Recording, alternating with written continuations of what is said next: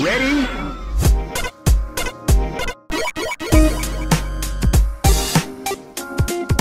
Hello and welcome to Rhythm and Pixels, a video game music podcast. This is episode World 22, stage 7, 22-7. I forget Mario! sometimes. It's already off the rails. And we're your hosts. My name is Rob Nichols. And I'm Pernell. And every week we listen to great video game music from all consoles and all generations. And we just pick all timelines, all universes, all hemispheres. All everywhere. And we pick a crazy topic and we try to find some excellent music to go with it. And last week's topic was probably one of the strangest topics that we've done. Although it's not out there as far as music is concerned or games are concerned. It was just unexpected. Yeah. Unexpected from the guest as well, for them to call me up at 1 a.m. and say, I got it, animal husbandry. There's plenty of games about animal husbandry. Let's just do it. And that was a lot of fun. But then another email came through from another friend of ours and the host of a podcast that I really enjoy listening to, which is KVGM The Last Wave. We have Hammock on the show today. Hammock! Hey, how's it going, guys? Hey, all right. How are you? And just get this out of the way. I'm only doing it that one time, otherwise we'll all be dead from me making that sound this episode. I'm good. Thanks for having me back on the show. Yeah, this all works out. We're all very, very distant from each other, so this way, there's no problems. I'm jealous of your haircut. He's like, I'm jealous that you were able to cut your hair. Having some trouble here. I'm ready just to take a razor to the whole thing. Yeah, tell me about it. I mean, woof, my hair's all over the place over here. I can't do anything Take with your word for it. Oh yeah, the smoking man image still. Well, I'm also bald, so can't do much with that. I do shave it nonetheless. I just cut it. But the beautiful thing is, like, I'll get to everyone's like, oh man, my hair's all over this. Woof, I gotta take care of this. And I'll just take a razor and just like blindly shave it. So the real issue is not so much the lining and stuff, it's just missing patches, because then you go to work and everyone starts calling you patches, and that's a problem. Yeah, and you don't want to be like that. There's that one meme with the guy on the bus, and it says Afro loading, and like half that hair is coming up. I need to see this meme clearly because I've never. No, but I want to. It's great. He's got the classic male pattern baldness, but the Afro on the back is just huge. It's like halfway there. I also like the thought that I could honestly believe that if I dream hard enough, my afro is in fact loading, and it just takes time to grow. Exactly. Yeah. It's there. It's just aspiring to be what you want it to be. So before we get into the topic, let's talk about what we're all playing. Let's get some lay of the land out there. Okay. Well, I am still playing Control. I am at the end of the game. I love the how mysterious and crazy it is. I like all of the special like telekinetic powers. It makes you feel really good, and the characters are really interesting. The problem is that I'm really bad at shooters and games that are 3-dimensional, so it's taken me a long time to get through. But now that I'm at the end, I know that there's lots of fighting to do, and I can't do it. And so I'm putting it down, and I don't know if I'm going to pick it back up again. Don't pick it back up! You got to. Just grind or something. There's got to be some game-breaking mechanic you could apply. I know. I mean, the sad thing is that the walkthroughs that I've read for the end say, oh, well, you get to the end, and it's just more of the same, super easy combat. And I'm like, come on, man. I'm trying my best. What do you call it easy? This ain't easy. I stopped playing video games after Sonic. No, after Rise Star. After Rise Star. What about you, Pernell? I know you got some stuff lined up, right? Yeah. Still tag teaming La Mulana 2 with Carlito. I keep calling him that. I think it's amazing. That's his name to me now. But I'm playing that with him. We're actually at the final like fifth of the game. Like we could be done in the next weekend. It's that close. But unfortunately or fortunately, and I think Hammock will appreciate this because of our earlier conversation, I'm also playing Animal Crossing. And that game, I don't understand why that game does what it does. It gets into you. But it's not even a game. You are literally getting up, going outside of your house, doing menial chores, to earn money to pay off your house. And then when you're done that, you have to earn more money to expand your house and pay off loans to keep expanding the home. As far as neighbors are concerned, you gotta entice them to come to your town. They don't just move in, you have to ask them to show up. And you gotta mine for all the stuff you use to build your tools, and then it's just selling things and contributing to a music. It's chores the game. And then the last and most disastrous element of the game, at least for me, but it's also my favorite part of the game, it's the glorious stock market. So, are you familiar with the stock market, Hammock? I am not, no. Alright, so in each game, everyone gets like a fruit that they can get off their tree, shake, and sell. And you can get fruit from other people's games, shake off their trees, and sell them. And they have different values depending on if you sell them in your town or someone else's. Those fruit never expire. You can hoard those till the cows come home, bury them, whatever. But then there's something called a turnip. Turnips can only be bought on Sunday morning between like 8 and noon. Tell me about the turnips, Purnell. Tell me. Now the turnips, they all started at a different price. Like they're not even a confirmed price when you buy them. They can be like 70 per or 90 per or whatever. And you just stack them up. And their sole purpose is to flip sometime during the week at the shop for either a profit or a loss.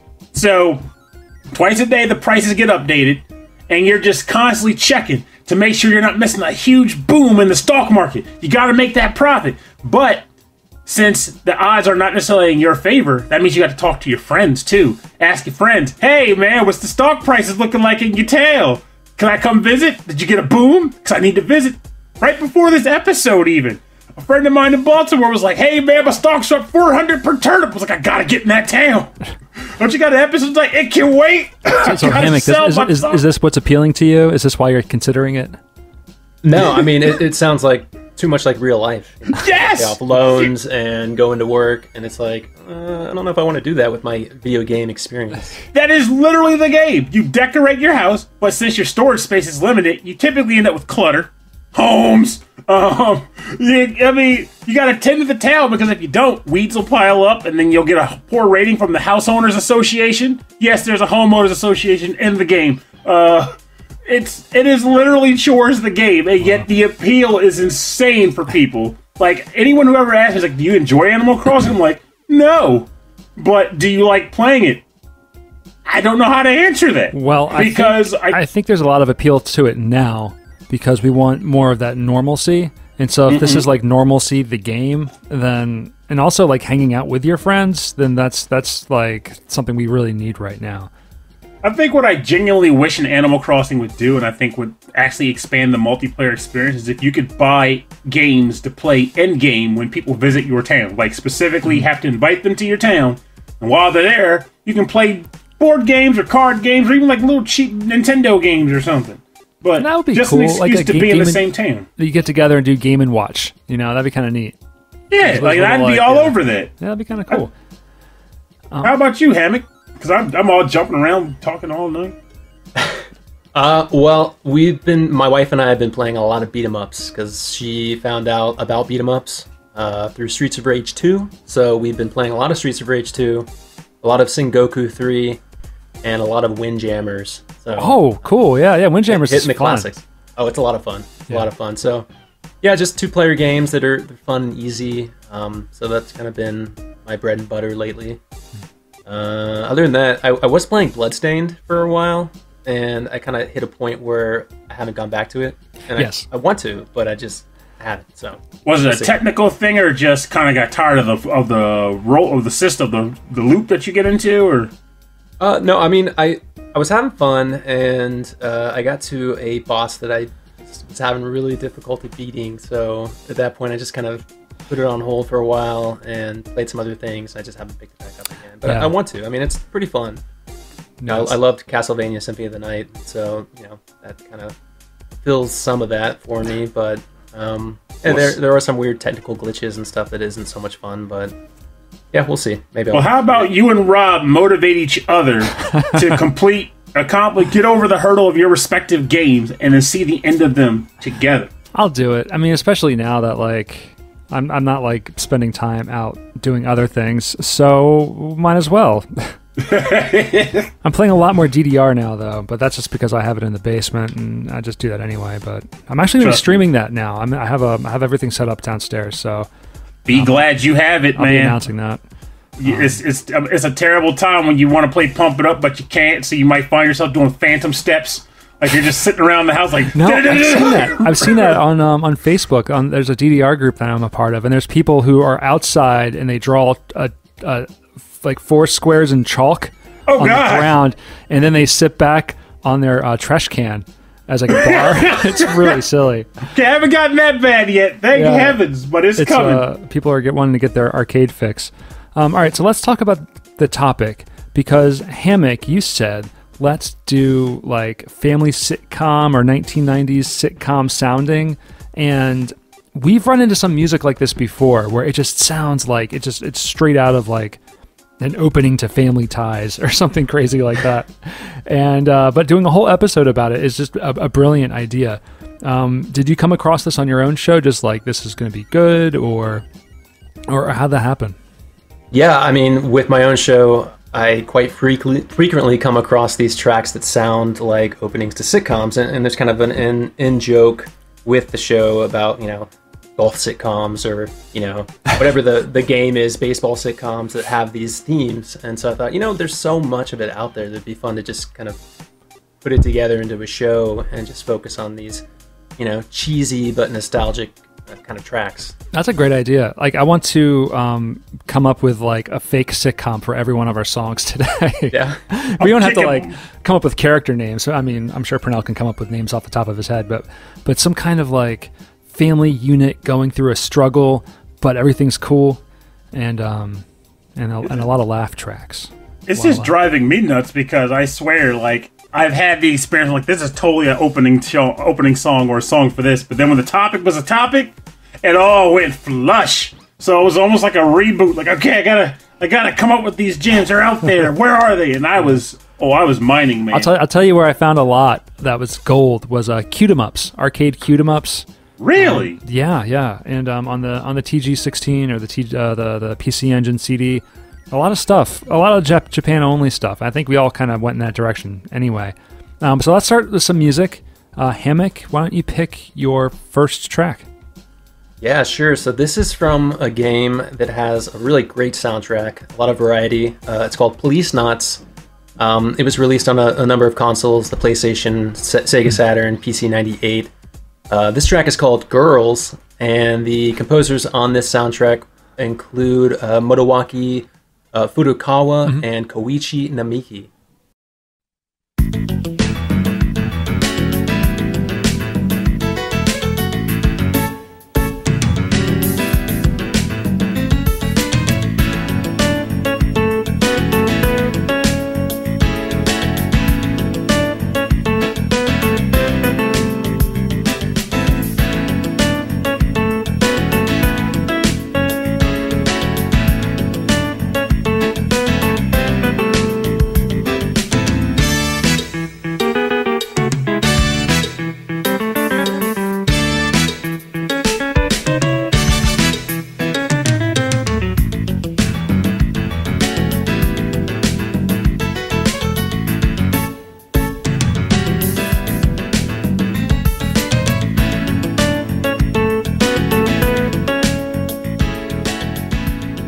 You're listening to the track Girls from the game Policenauts that was released on the PlayStation, the Sega Saturn, PC 98, composed by Motoaki, Furukawa, and Koichi Namiki. And wow, this is drenched in that feeling. I mean, even down to the fake horns. That's awesome. That's so I'll tell you, the good. first show it came to mind for some reason when I was listening to it. Remember Night Court? Oh, yeah. I just got vibes for Night Court. It even had a sound moment in it that could have totally been like the ender. Like, bip, bip, it. It had been the show starting up, and then it rolled into the next part. I got that too. It's really early in the track. Did you... I wonder if this actually loops, or maybe it doesn't loop, and that's like an ender before like the end of a cutscene or something. Did you get that feeling at all? No, I don't think it loops. Yeah, I think it's a pretty short track, and I think it may be, at the end of a cutscene or some part of the game. But It sounds cool looped though, like it's a band kind of giving you like a we're not finishing the track, but we're gonna keep going. That's what you want. It's like it definitely has that like it has a process. If it was played during an FMV, for example, it is designed to fit the scene from beginning to end. And even the it was probably like right when the scene was preparing to end, and they wanted to hit you with that last note that says, yes, get back to that game. All right, so I think this show is all about a guy. I think he's a doctor. He's a doctor, and he's separated from his wife and his family, and he is trying to make a start in a new city. Yeah, start in a new city. And the city. But his dog talks. I almost said talking dog, but I swear I could say that on every song. So it's a talking dog. It's a doctor in a new city. Let's say that he is in Indiana, okay. and he's trying to get back with his family. Yeah, he's trying to be cool. He's trying to be like the cool stepdad. Yeah. But he moved to a new city. How could he do both? And he's Skyping them. Oh, mercy. I see. He's Skyping his family. Come to Indiana. We've got fish. I don't know. Maybe it's the bass line that's giving me that feeling. I mean, because like, you said he got like a night court thing. I think that's the piano, huh? It definitely has a night court, he's saying. Like, What do you think, Hammock? Any sitcom bubbling taking place over there? Yeah, I mean, when I first heard this track, it definitely has that kind of late 80s, early 90s quirky attitude. So I kind of thought a little bit like Seinfeld, just a little bit like that. But, I mean, the game itself is already kind of a sitcom. I mean, it's basically Lethal Weapon in space. So there you go. The premise is right there. Isn't Policenauts? Was Policenauts an anime, Pernell? Do you remember? No, I don't think it was an anime, but it definitely was Japanese anime, the Japanese anime style for like for the video and stuff in the game. Proper. I think I get it confused with like Dirty Pair, like that old school like 90s. Oh yeah, I remember Dirty Pair. That was good. There was a lot of like random like cop pairing shows in anime back then. Like I still love Tank Police the most of the bunch. There was even a Tenchi Muyo spin-off. It was for Kiyoshi and Mione and Kione and Mihoshi. I am never going to remember their names. I hardly remember Tenchi Muyo. But yeah, I remember there was a spin-off where like there were cops in space. This would work. Solving crime. Yeah, solving crime. And maybe their old friend Tenchi would come in and wish them luck. And they didn't have a talking dog, but they did have a rabbit/cat that turned into a spaceship. Mm-hmm. He was called a Cabot. A Cabot, yeah. Wow, what a weird show. Okay, so Pernell, what's your first sitcom? Well, I was going through the paces, came across this track, and it's just perfect. I had to go with it. So, this is the Emperor's theme, his untransformed theme, from the game Magical Drop F. And it's composed by Masaaki Iwasaki, Tatsuya Koichi, and Hiroaki Yoshida. And I love this for a sitcom. Yeah, this one's good.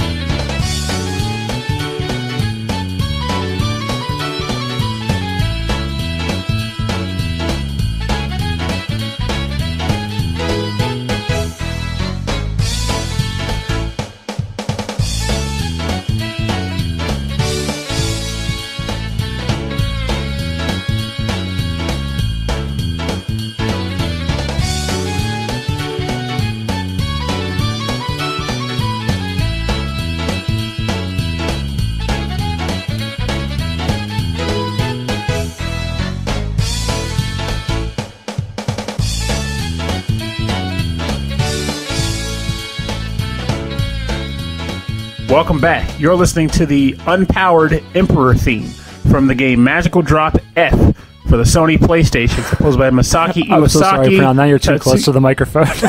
I think we were fine before. Don't even worry about it anymore. All right, we'll have to do like some sound tests or something later on. All right, welcome back. You're listening to the Unpowered Emperor theme from the game Magical Drop F on the Sony PlayStation, composed by Masaaki Iwasaki, Tatsuya Koichi, and Hiroaki Yoshida. I heard this track, And this isn't even my favorite track in the game. But for the purpose of this episode, it's perfect to me. It is the epitome of, well, I won't go epitome, but it's up there as far as video game tunes go, as far as sounding like a comedic sitcom opening. Oh, definitely like, comedic. If any of these sitcoms is going to have a talking dog, it's this one. At one point, it was like Joe, like the Rhythm and Pixels opening or something like, welcome back to Rhythm and Pixels, the game show. Yeah, I was Come getting join game the show. fun. Yeah. We got songs and jingles and tunes. We got quizzes galore that Rob loves. Just play with it. So you can just go nuts with it. What do you think, Hammock? Do you think game show? Yeah, that was the thing, is that a lot of these tracks, these sitcom sounding tracks, could double as game show themes, because there's that cheesiness with the horns. But no, don't get me wrong. I'm not saying like this is a game show. I'm thinking like a funny show, like I don't know, like think of like the Mr. Belvedere theme. Now, that one was well composed, but it was also very goofy in its actual execution. It had like a freaking like tuba. Like, it didn't even try to mask the fact that it was a comedic jingle. Yeah, this sounds like a family sitcom of former circus performers that now are trying to live a normal life outside of the circus, and they buy a farm and they live on a farm. And they have a talking dog that was part of the act, and now he's just a normal farm dog. And it's just living with the country folks, but they're circus performers. There you go. And they're trying to hide the fact that they were circus performers, so someone walks in their stable and come across an errant whoopee cushion, like, oh crap, hide the cushion! And then when they put it under the horse steps on, it's like, brrr. What's that sound? Sounds distinctly like a whoopee cushion. There's the no, that's just me. The beat. There's that accordion sound that they're using in the song, but there's like a pitch bend, like in that melody, like early on. That's like, brrr, like that's something about it is really sad. Like everything else is fine, but it goes off just a little off key just for a second. And like that's the circus performers down on their luck. That's the circus, yeah. Yeah, they're sad clowns. Wouldn't you be? I mean, you were a star circus performer, and now you're tending crops, and you can't tell jokes about it. You can't even laugh. You're out there tilling the fields. Like, wouldn't it be great if one of these corn stalks actually held a can of seltzer and it just sprayed you when you went to pluck it? It would be perfect. But the scarecrow, you could have the scarecrow with, confetti coming out of it instead of hay. That would be great. It'd be like a party crew. He doesn't scare. He makes you want to dance. All right. Party crew. So my first track is coming from a Cute 'em up game, which is the mixture of shoot 'em up and cutie characters. This is called Harmful Park. From it was arcade and PlayStation 1 only, composed by Hitoshi Sata. And this is the music for the mini game menu. So this must only be on the PlayStation then. So it's a series of mini games, and this is the menu for the mini games. The soundtrack for this game across the board is really, really good. Funny enough, I actually have that downstairs. The game itself? Well, ROM of it, but yes. Yeah, it's really cool. It's really interesting. It's along the lines of Parodius with all the insane characters and weird things going on. But let's take a listen. This is Minigame Menu, composed by Hitoshi Sata.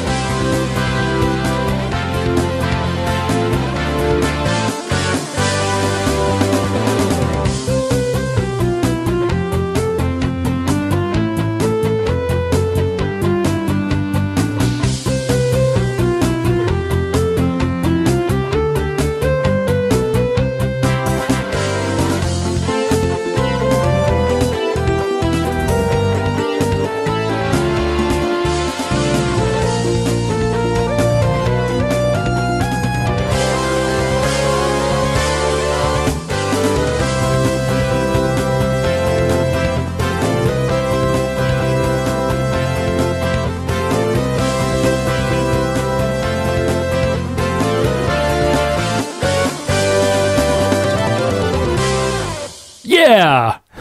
I love how it actually had an ending, and I finished it at the ending. That's perfect. That was the minigame menu from Harmful Park for the arcade and PlayStation 1, composed by Hitoshi Sata. And if you can't see a cast of characters scrolling by with their actor names and smiling at the camera and, you know, driving in their cars and going off to work, like that's what this song is. This is everything. It was even ripe for like an actual jingle. Like the story was writing itself. Mm-hmm. Like it was a guy who had just lost his job and he was walking down to the beach in a bit of a stupor, and he came across a woman who had amnesia who was wandering the beach, and he decided he wanted to help this person out. So, despite his own current inadequacies, he decided to help her find her way. They became friends. And the entire show is about him trying to help her remember her past. Ooh. But also realizing he's now in love with her. Oh, wow. And his name is Jackson, and her name is Jacqueline. It's called Jackson and Jacqueline. And it's called Jack and Jack, making it happen. Oh God, in the big city. Oh my God. And there's a talking, not a dog, it's a talking seagull. Oh, seagull. Oh, okay. Who perches on his windowsill sometimes. And it's voiced by Danny DeVito. Oh, that would be some griminess right there. Sweet grimy. Oh my gosh. There was so I've been watching a lot of old TV. On Hulu, there's this network or station that plays like old. It plays Little House on the Prairie and stuff like that. And so I've been watching a lot of Columbo, and it's been on the air for it was on the air for so long that you get to see Peter Falk age and age and age, but the stories themselves, they get grimmer and grimmer. So I guess as the years went on, they felt like they could make darker episodes, more violent episodes. Was Columbo also getting more and more embittered as the show went on? I was like, I'm getting real sick of this stuff. There's always another murder. I think he had a hand in writing it and stuff. So like we were watching we just turned in on the end of one of them, and it was grisly. Like a woman was murdered. There were bears involved? A woman was murdered, and a guy was rushing in. He had kept another woman as a hostage in the house, and she was chained to a wall, and it was awful. And the police rushed in, and they shot the guy. And there's no blood, but it was really grim. And then Peter Falk looks at the camera and kind of shrugs.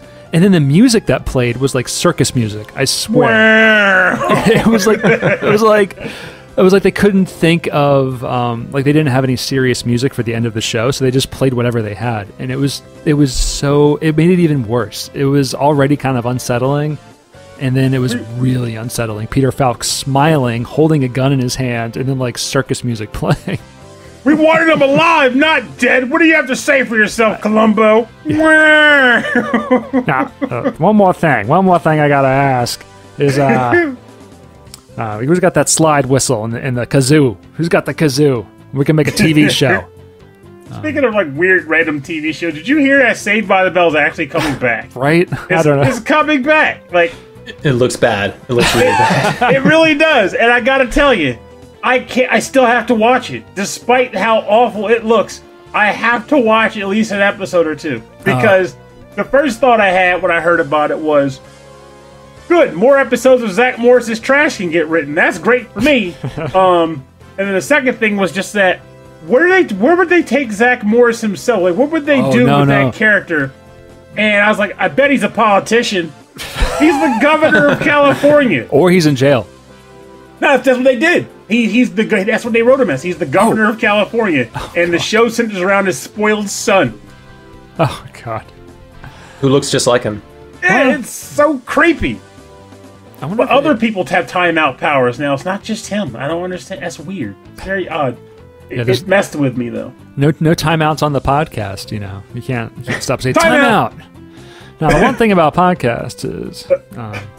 Rob seems to think there's no such thing as a timeout, but I showed him when I just did it. But at the same time, I also want to keep the show moving, so time in! Time in. All right, Hammock, so what's your next track?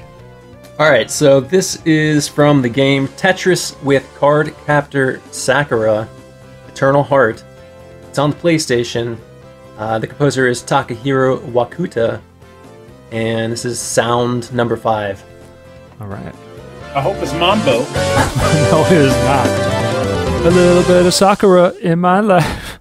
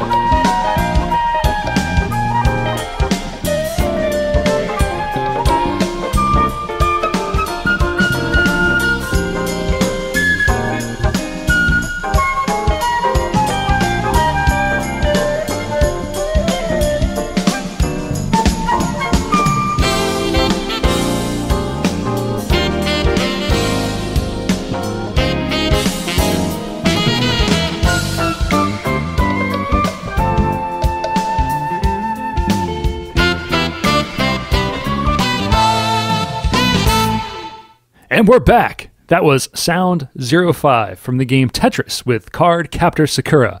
Eternal Heart. Card Captor Sakura was... Sakura was filmed in front of a live studio audience. It was. Including Takahiro Wakuta. Seriously, this man... Oh. He bought the topic because he knew that he had the means to light it on fire. Yes. And holy cow. So if our listeners, if they haven't checked out your show, A Hammock, KVGM, The Last Wave, if they like tracks like this is what your show is all about, right? It's all about this. It's all about the sitcoms, the horns, the cheesiness to an extent. Yeah. So yeah, if you're digging these tracks, then definitely check out the show. Yeah, because you're like a magnet. Like you sit there and and saxophones and flutes just like kind of gravitate into your orbit. He serenades. Stick to me. Because I don't know how he you're serenades the stuff. instruments. It's the other way around. But like actually, since it was your pick, I'm curious. What was your take on this? What is your sitcom vibe from this Ramajam?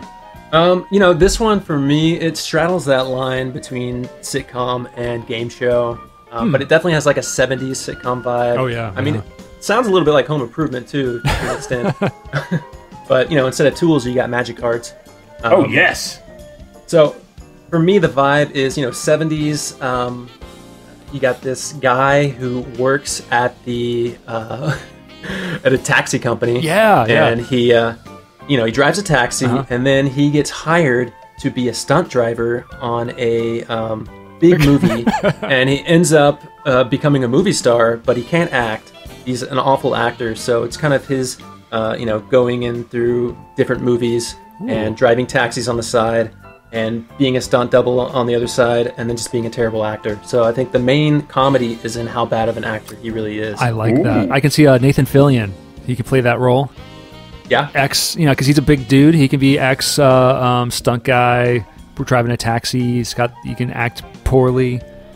I mean, not that he's a poor actor, but he can act really well as a bad actor. That'd be really funny. Yeah, just constantly messing up his lines, and then maybe there's a little bit of a romance between the makeup artist or somebody on set, and maybe she's trying to improve his acting skills so that he can get be considered a very serious actor instead of just a very serious taxi cab driver. There's only one rule: don't fall in love. See, now I'm wondering. Now I like your idea for a show better than the one I came up with at this point. To be honest, that sounds really cool. Well, you called out Murphy Brown early on, and I had like a really early early '80s Cosby vibe on that saxophone lick, because like there were like these little phrases. The saxophone came on full on much later, but there's these little phrases that just kept popping up. And I'm like, it's just like speaking. It's like, hey, this is a sitcom. The funny part is I had like a starting point, and then the thing that came to mind later, I'm not even sure if it fits the music anymore, but it was basically, the premise was a guy who was an FBI agent. And, of course, as a result of being an FBI agent, he was very gruff and, like, dry. And he lived in a penthouse apartment, because, of course, he would. And he had two sons who thought that their dad was very lame and weak sauce. Like, what a loser of a dad we've got. And, of course, since he's an FBI agent, he can't tell his kids all the crazy stuff he's had to deal with, so he just looks lame to them. So he realized, I gotta come across as being a little bit cooler to my sons, especially now as I'm nearing retirement. So he decides to take up Magic the Gathering. He figures if he can become a pro Magic the Gathering player, his sons will have to love him. But then what he doesn't realize as he goes into the scene is that he stumbles across another high-level case that he has to solve. But he has to keep his kids safe, too. And he also has to keep everyone out of the loop of the fact that he's playing Magic, because all of his friends will think he's lame if he finally he's doing it, because he's supposed to be an FBI agent. He's supposed to be cream of the crop. So it's like this weird, like, dynamic. I love the through line of, like, Magic the Gathering. Like, the father trying to be cool, so he's playing Magic the Gathering to be cool. For his kids! It's for his kids! He's doing it for the kids, man. Also, he has a talking cat. I'm down with that, but, like, yeah. But, like, they you know how, like, they do those really old 60s shows where they put, like, a person's mouth over the actual image? Oh, God! I hated that. But with a lot of teeth. A lot of extra teeth that don't need to be there. and you don't know why. Like, it's supposed to be a funny show. Okay, Pernell, we're on to your second track. Alright. of course, as this goes, this is a very difficult choice for me because I always pick more than I need for the show. Yeah, I ended up picking a lot too. I have a hard time narrowing it down. Oh my god, how do I do this? Give me which one do you think I should pick, Rob? Just say the letter, the first letter of it. I'm gonna say F, and I don't even know what that song. I don't even know what this game is. Okay, I am going to mention the other track because I had an idea behind why I wanted to pick it, or maybe I can be the ending track for the show. Yeah, no, the other one could be. But this one, it just sounds good. Okay, so the track title is called Squiggleville, and it's from the game Fancy Pants Adventures, and it's composed by Geier, Arnold, and Tommy L.M.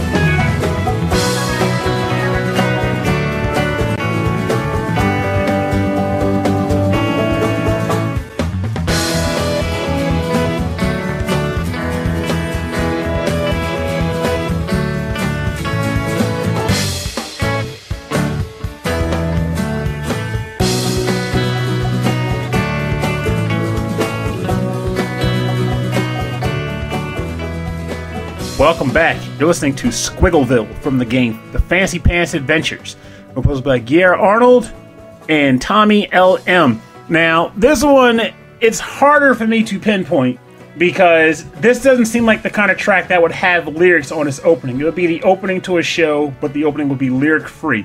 But it would definitely be a family sitcom. It would involve, just seeing the family go about the day, just like the parents and like the 15 kids, because every family sitcom has more kids than a sustainable income could possibly manage.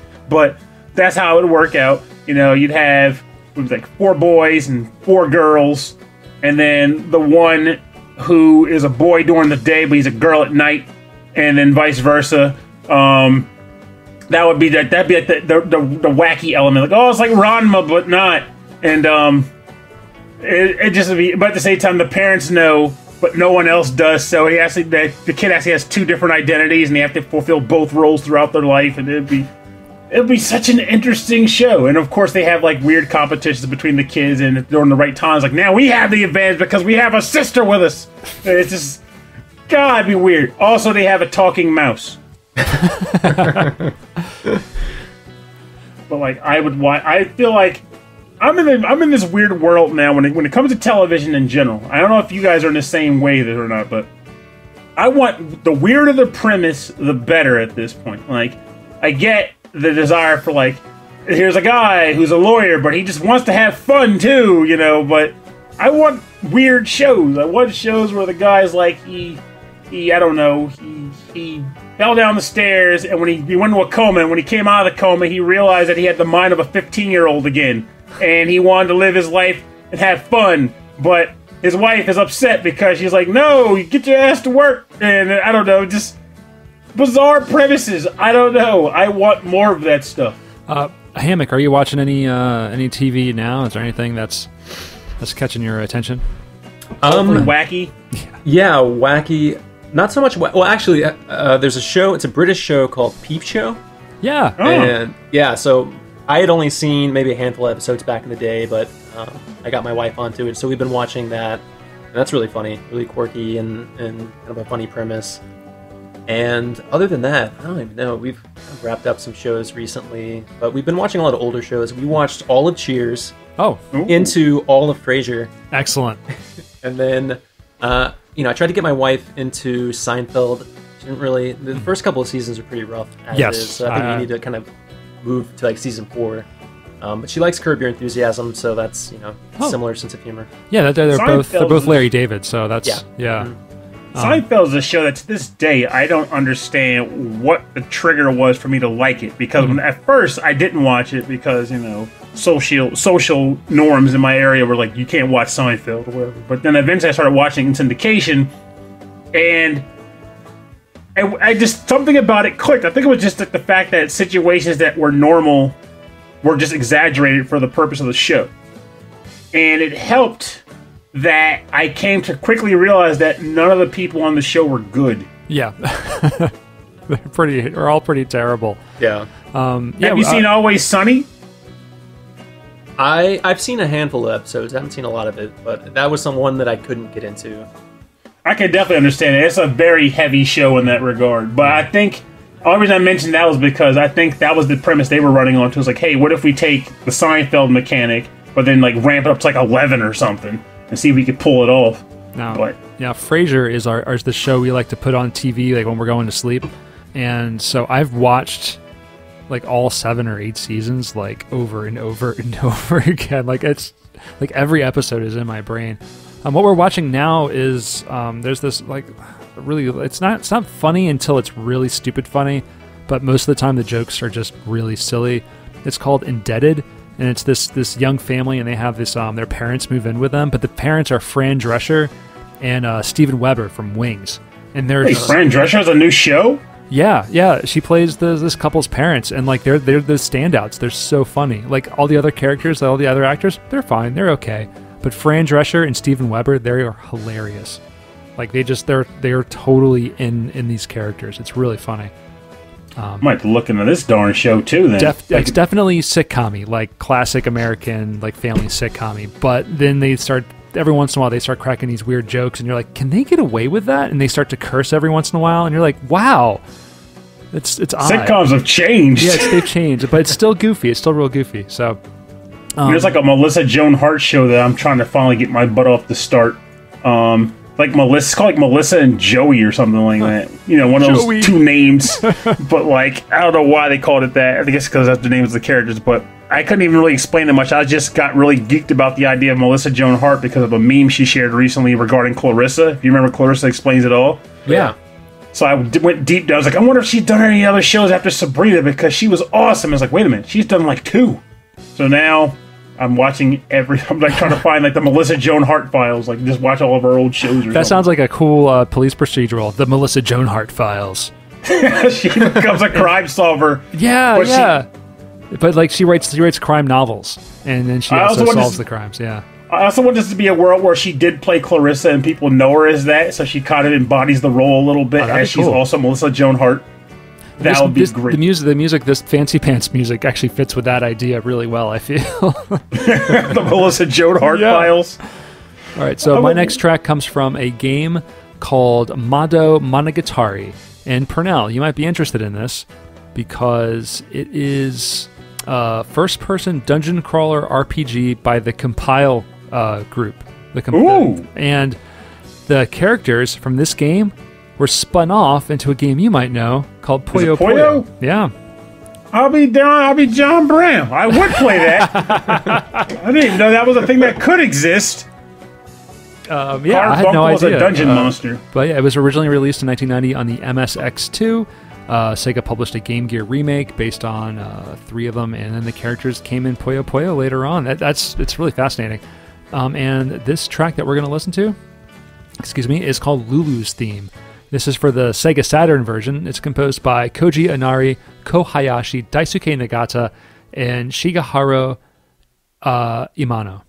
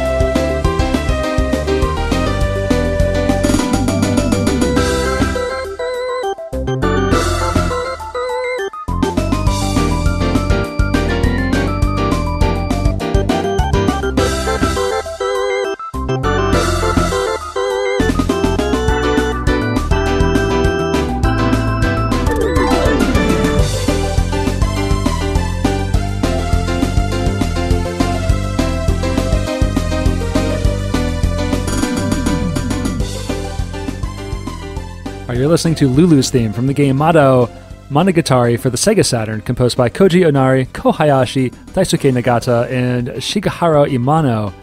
And this is definitely a much higher tempo, much more energetic track. I'm imagining this has got like a beach theme in the sitcom.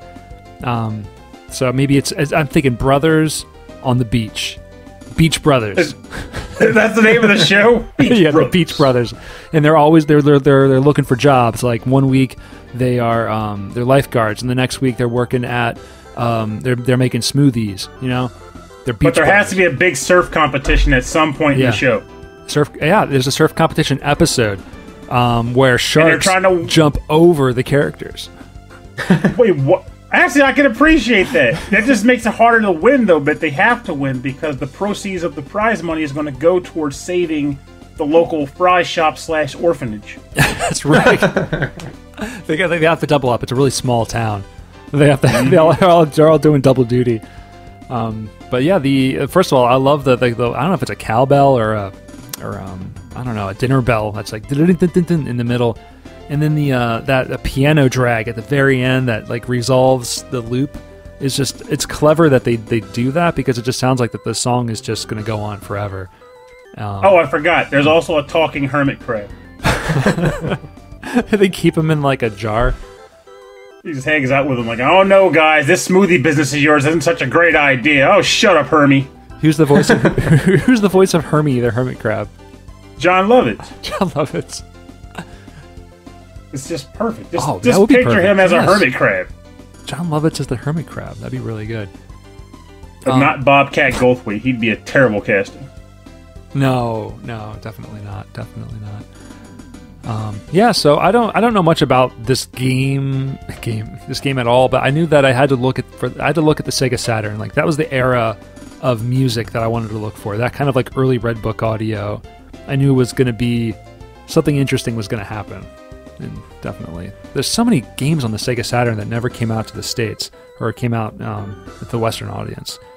Which is unfortunate, yeah. The system just kind of got cheapened, or you got cheated because initially I think the price point didn't make it a hot seller in the States, and then the PlayStation competition didn't make it much better, and then we hit that point where it was like they were just kind of struggling to hold on. But in Japan, the Saturn was doing great, which is why there's still a ton of games getting dropped over there. Yeah. And when I was doing research on PC Engine CD games, there was a ton there too. There's a lot of karaoke PC Engine, like not games, but like applications and stuff like that, which I guess I shouldn't be surprised to see, but it was very popular. I love that darn system. Still the Duo, still my favorite of the bunch. Yeah, was it a new one or did you get yours repaired? I can't remember. I had my original one, but then I lent it to family. I don't loan things to people anymore. Shocker. But it came back damaged. The AC adapter was chewed up by a dog, and the sound wouldn't play anymore, amongst other things. So I had to get it repaired and replaced and all kinds of junk. But now it works.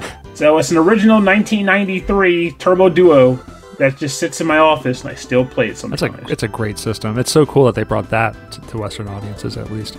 Now, here's my question. I got to ask this, though. Get it out of the way.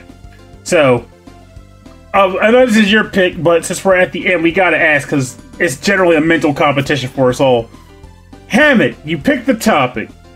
I know, of course, 1 to 2 of your tracks you had to have had in mind when you started the show, but all of your tracks were they already just, I know I'm going to pick these tracks, or did you have to do any deep dive into to find the stuff you were going to bring out today? So I've got a pretty deep wellspring of tracks for my own show, and I had these that were going to probably pop up on my show at some point, but then, I kept hearing them, and I was like, man, these are all really great sitcom tracks.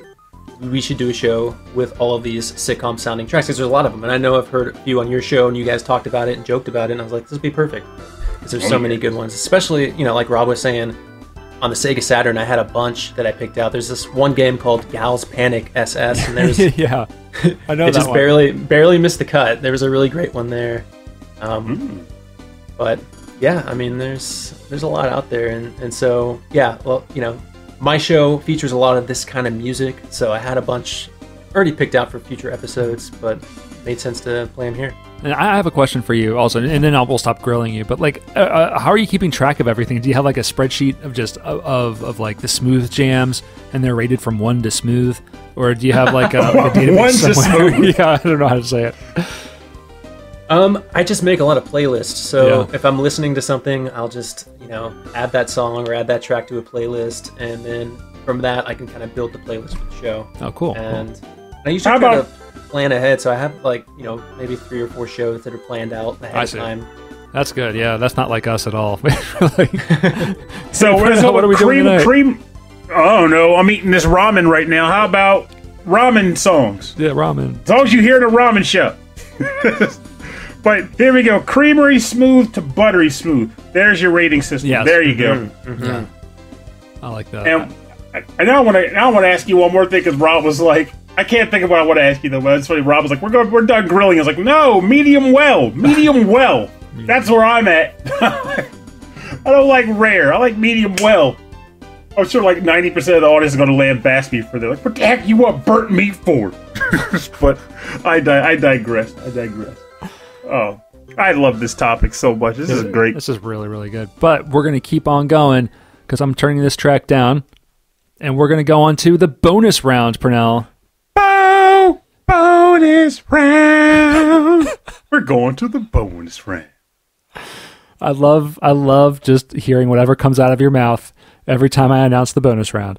The bonus round is where we play covers and remixes on our theme and arrangements on our theme, and any other kind of interesting tracks from maybe side story games, or just weird anomalies that we find out there. And so I think we found some interesting tracks for this part of the show. Hammock, what did you got for us? All right, so I went with a classic. This is from Super Mario World Arranged. This is Super Mario Brothers theme. Originally composed by Koji Kondo and arranged by Soichi Nariki and the Mario Club Band. All right. Like they all have mustaches, right? You have to have a big mustache to be in that band. Mamma mia!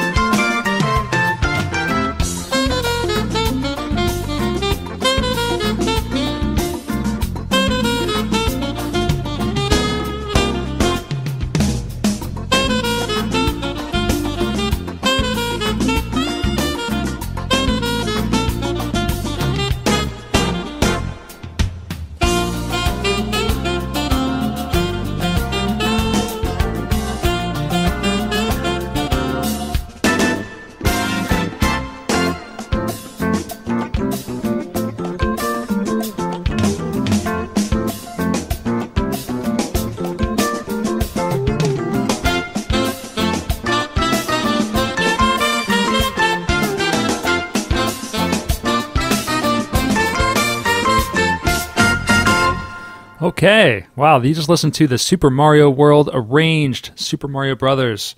That was composed by Koji Kondo and arranged by Soichi Nariki and the Mario Club Band. And that was brought to us by our friend Hammock from KVGM The Last Wave. Wow. Oh my God. I was bopping and stopping over here. That took us on a journey, man. My silhouette was moving. You could tell. Is there more out there from the from this was it the Mario band, the Mario Club Band? Do you know of? I don't know. I know that this album, this Super Mario World Arranged, is very good. There's a lot of really good tracks on that. Very smooth, some really funky stuff. But I don't know. I don't know about the Mario Club Band, where they're at now, what they're doing. I do know I'm going to have to find the rest of this album because holy cow, I was hearing some stuff that I would typically gravitate towards without question. This was fire. Yeah, the Mario Club Band, they were living with Soichi Nariki, and then he wanted to go solo, and the band broke up, and then they all started a restaurant together, and that's this sitcom. Nice. You see the drummer in the back, he's banging on the pots and pans.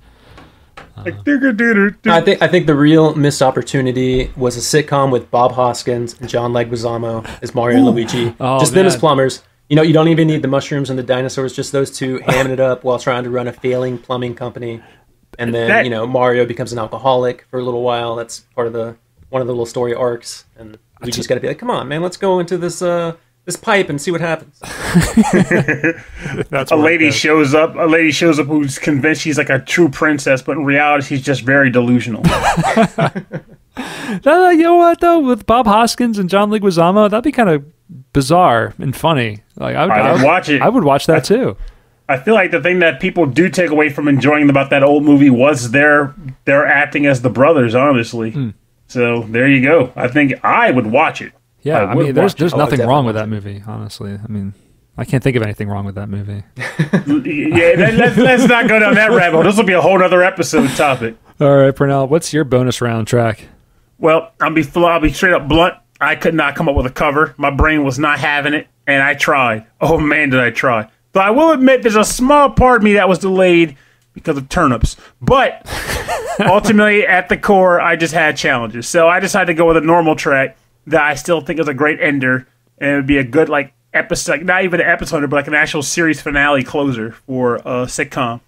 And that comes from the game Ys Book 2, and it is one of my old favorites. What the heck was it called? I sent it to you, Rob. It's called Stay With Me Forever. Thank you, because I never knew what the heck that dang track was called. I just knew it was like, I knew the sound. So the original composer was apparently Mieko Ishikawa, but it was then rearranged and arranged by Ryo Yonimitsu, as he did for pretty much all of these 1 and 2 on the Turbo Duo. This is a Falcom Sound Team joint, is what it is. Mm-hmm. All right, let's listen.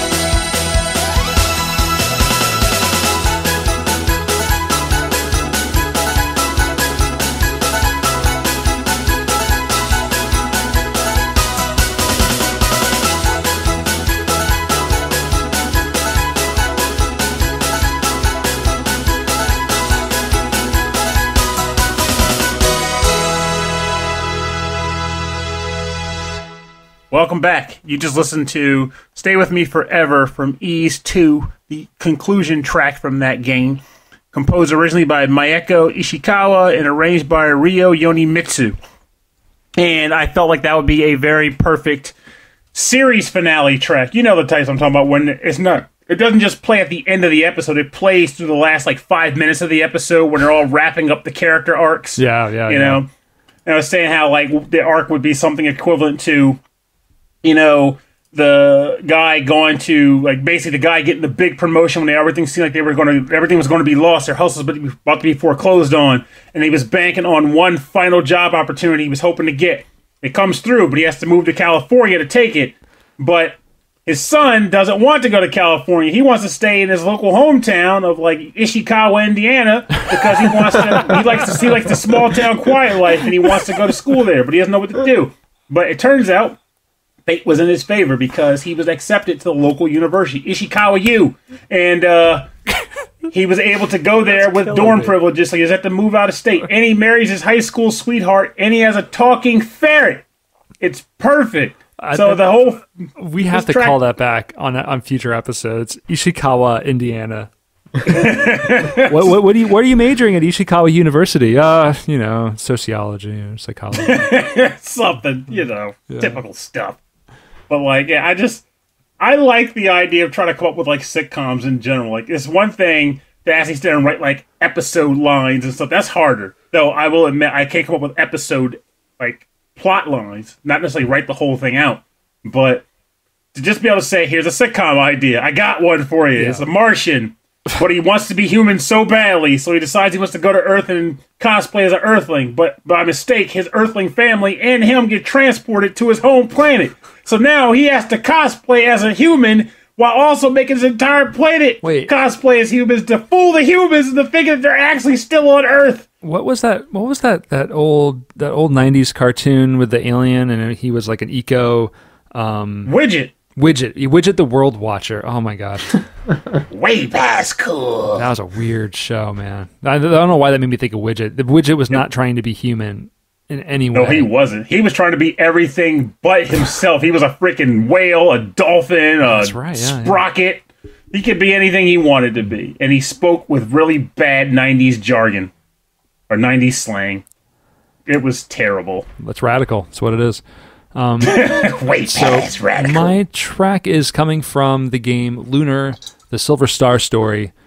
Was that that was PlayStation, Pernell? It was everything. It was on the Saturn, Sega CD, PlayStation, Saturn. I think I said Saturn already. It got re-released on the PSP. It's got so many re-releases. They changed the name, things like Silver Star Harmony, or but it's the same that's thing. Right. Okay, I wasn't sure. I keep seeing different titles. I'm wondering if there were sequels, but this is the opening theme called Wings, and this is covered by a friend of our show, the wonderful and incredibly talented Amanda Lepre.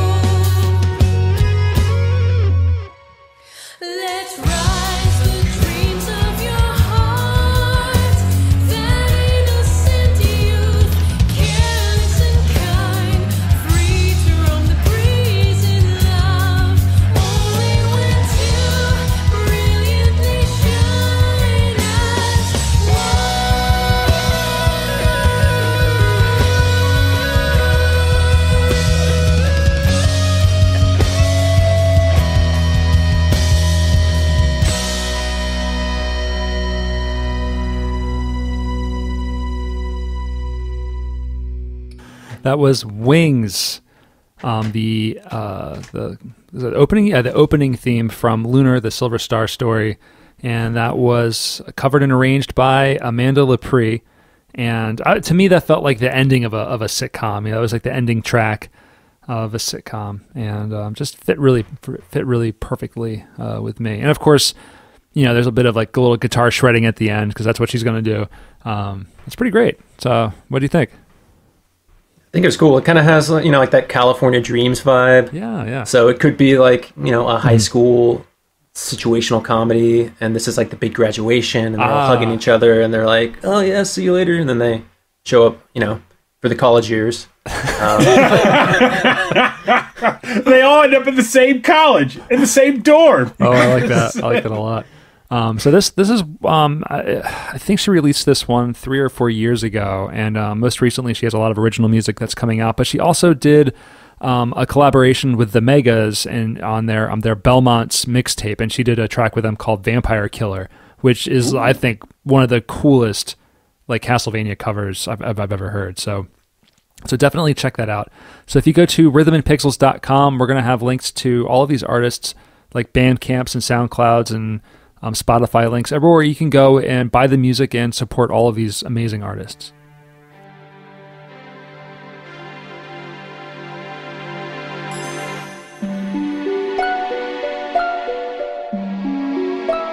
All right, thanks for joining us on episode 22-7 of Rhythm and Pixels, our sitcom special. I think we'll call it the sitcom special with Hammock from KVGM The Last Wave. Thank you, Hammock. Yeah, thanks for having me back. It was wonderful having you here. Hammock! Yeah, do it one more time. Had to do it one more time. But like, you got great topic, great music. Like every time, but the last time we had you on the show, it's just I'm blown away with the quality of music that you found and share with us.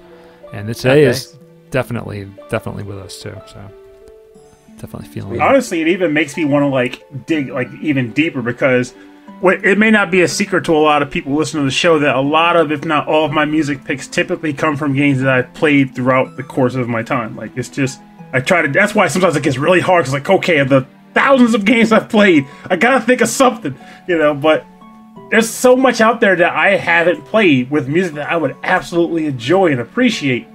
And it feels like sometimes like this might be the time like, I gotta branch, I gotta figure out what I can play for this show, what I would like for this show. And again, you brought some fire today. Yeah. You brought some real fire. But like, I better cover like why this track is the ender though. This final track is called Thousand Arms Between the Holy Fire Altar, and it's a little more chilling than what I expected, Pernell.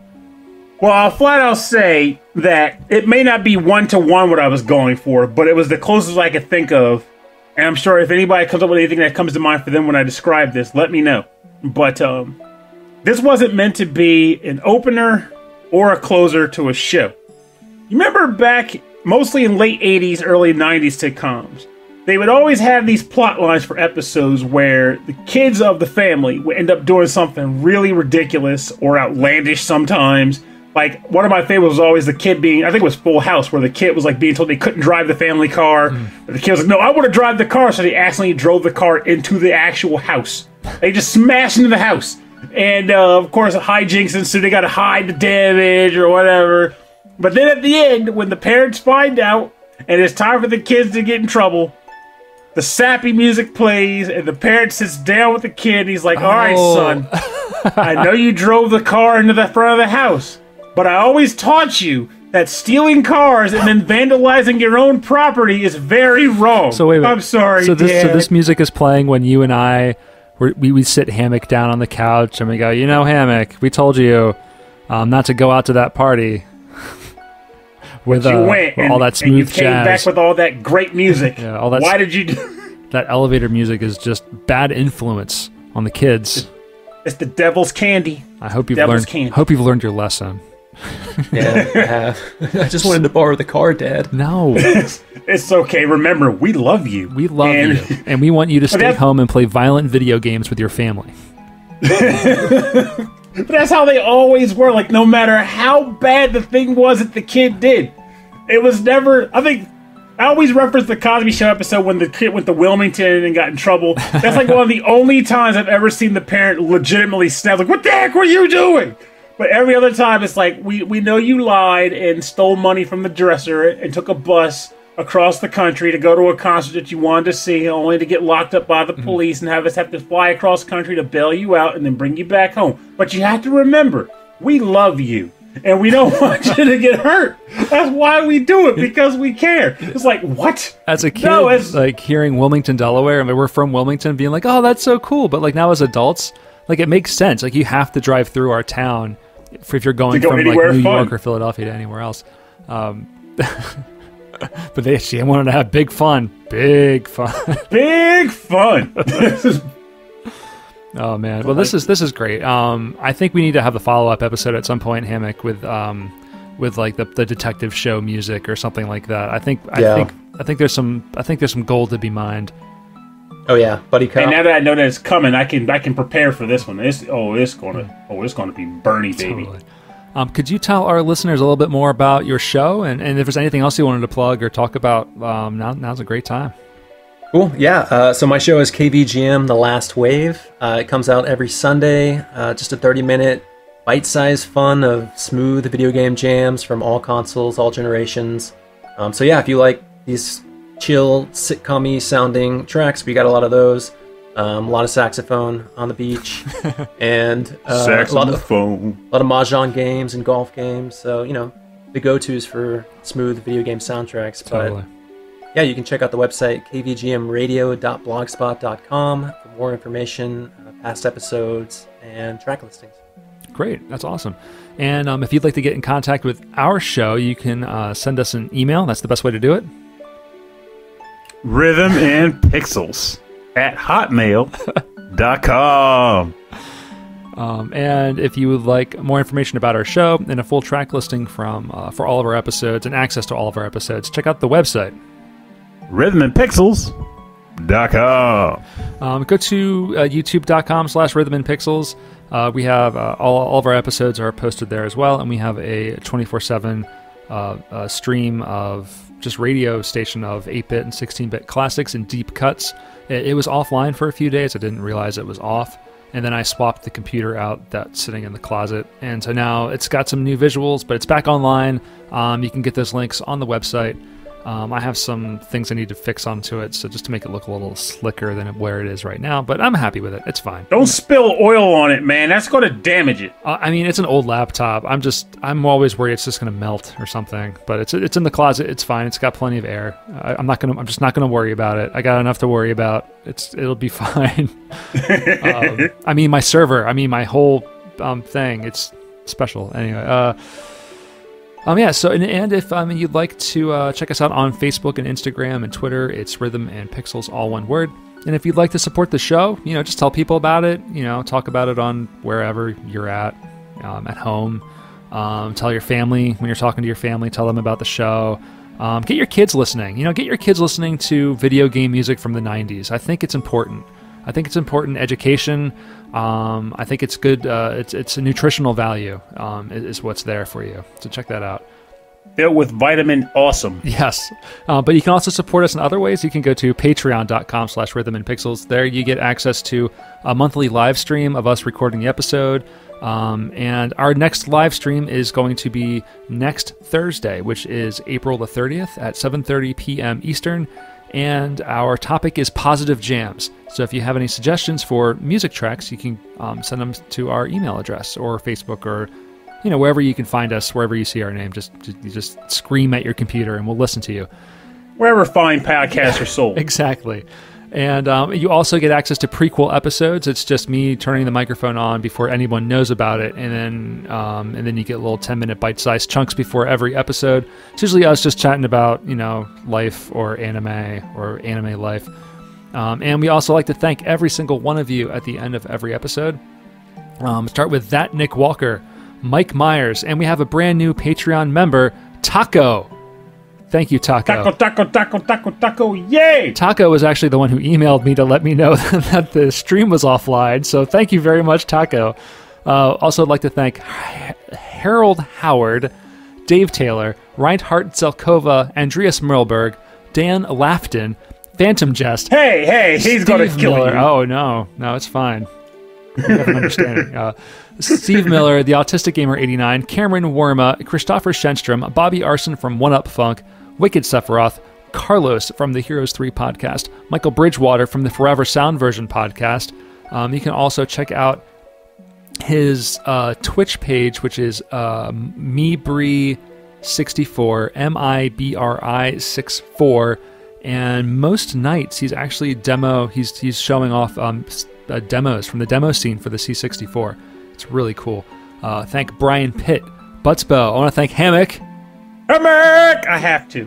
From KVGM The Last Wave, and Johan Perez, Bruce Irons of the Mad Gear Band, Ed Wilson, the Prime VGM Minister of the VG Embassy podcast, Alexander Proudfoot, Davey Cakes, Das Dude, The Last Weekend, Bedroth of the VGM Very Good Music podcast, Kitsurito, Solus Sanctuary, Mixix Master, Damian Beckles, Joe Vasallo, OK Impala, Chris Murray, Chris Steenerson, Alex the Messenger, host of The Messenger Presents, a VGM podcast, and David Smith. So thank you all very much for your continued support of the show. It's great seeing your names every week, honestly. It's really cool that you've stuck with us for this long on this crazy ride called life. And we'll see you next week, everybody. Same rhythm time, same rhythmic time, same pixelated channel. It's like we put every single one of you, all of you, down on the couch to talk to you about the thing that you did that we disapproved of, but we still love you. We still love all of you. You're family, and we love you. It's all family.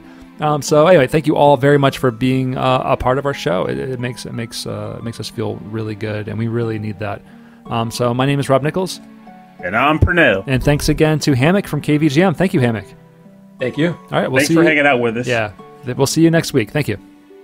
And remember, one of the cooler things about being on or watching sitcoms is coming across that really awesome main character, preferably awesome main character, realizing that, man, wouldn't it be awesome to be like that guy? He just kind of runs this whole show. He's such a great positive force in this world.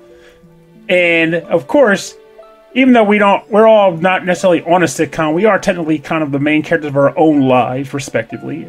So it makes the most sense to be your best self. Be a good person in general. Be the person that you would expect other people watching your sitcom to want to love and admire.